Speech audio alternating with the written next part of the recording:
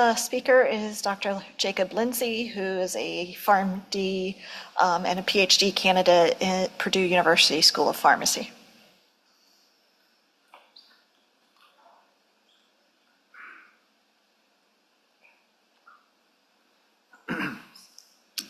So good afternoon, everyone. Like Dr. Quinney said, my name is Jacob Lindsey.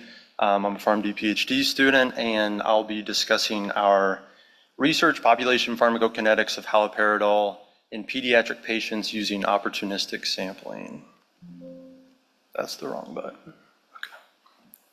So to dive right into things, haloperidol is a first-generation antipsychotic. It's used for labeled indications like Tourette's disorder and severe behavioral disorders, but it's more commonly used off-label for things like acute agitation and delirium. Notably, the pharmacokinetics of haloperidol in pediatric populations are not well described, and so the subsequent dosing recommendations are primarily derived from adult PK studies or small pilot studies or published reports. So as clinical pharmacologists, we know that developmental changes across childhood may contribute to variability in drug exposure.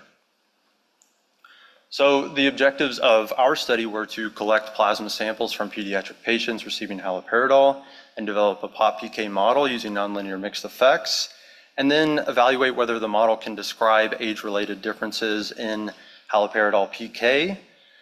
From there, we'll simulate currently recommended dosing regimens, and all of this is to potentially inform dosing modifications or guide future PK studies.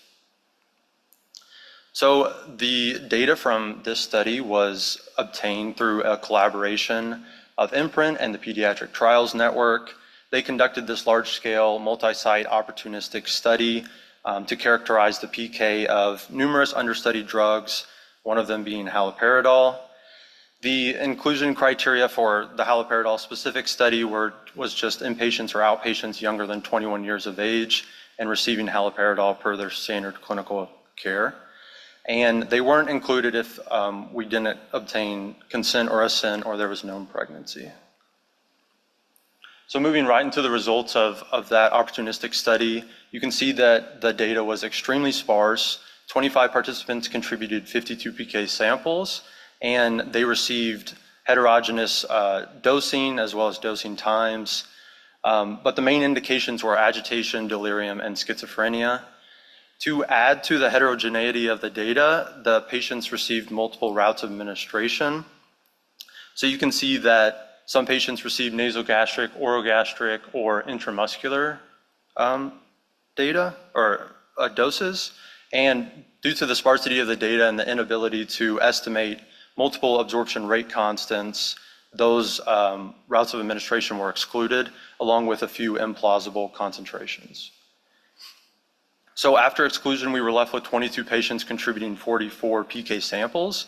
And this slide is to describe the patient characteristics. Just to sort of walk you or point you to the table as you're sort of perusing it, the data was split between postnatal age less than 2 years and those greater than or equal to 2 years. They were split 11 and 11 in each cohort. And as you're walking through the table, I just want to point out that those less than 2 years were more so of an infant cohort. Their ages were 0.1 to 1.4 years, whereas those greater than or equal to 2 years were actually more of an adolescent age group. Their median postnatal age was 15.6 years, and actually only one participant belonged to the 2 to 12 year FDA category. So we're mainly comparing infants to adolescents here. So onto the model development, we evaluated 1 and 2 compartment-based models with the first order conditional estimation method with interaction. Below limit of quantitation, samples were handled using the M5 method. And if you're not familiar, this is just substituting those samples with the lower limit of quantitation of the assay divided by 2. So in this case, it was 0.5.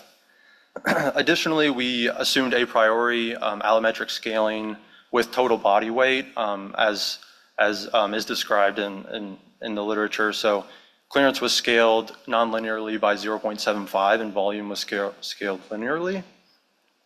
Additionally, due to extreme data sparsity, we did two-compartment modeling and stabilized that with prior information using a penalized likelihood approach.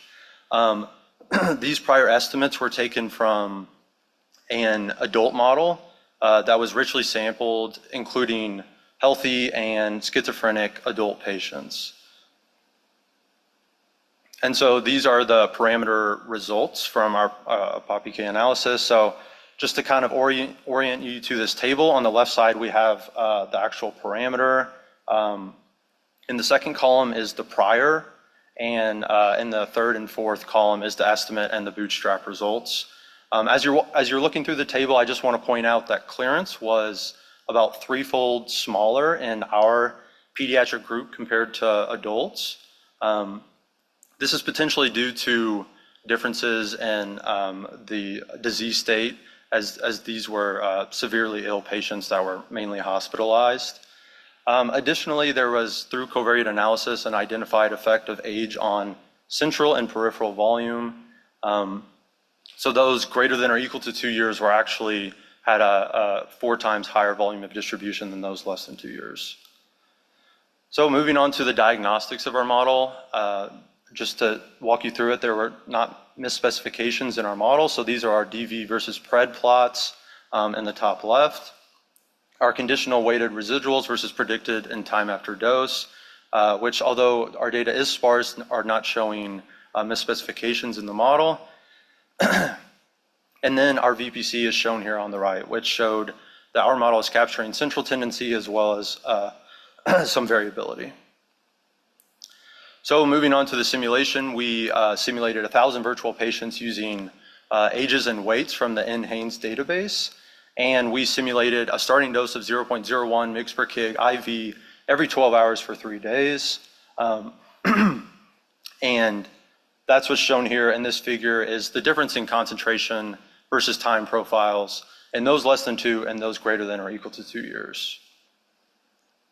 So the limitations of our study that we were dealing with sparse data, additionally critical illness due to lack of cohesive or robust covariates was not consistently characterized, but due to the nature of this study and the fact that they're receiving IV haloperidol, it was assumed that they're generally critically ill.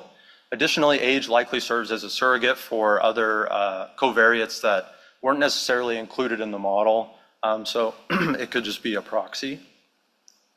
And then finally, the conclusions of this are that parameter estimates were physiologically plausible and consistent with expected PK differences from adults to pediatrics, and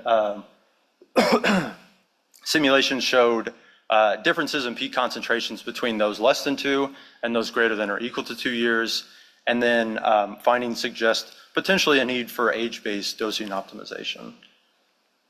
With that, I'd like to acknowledge those people on the screen as well as my funding sources, and thank you for your attention.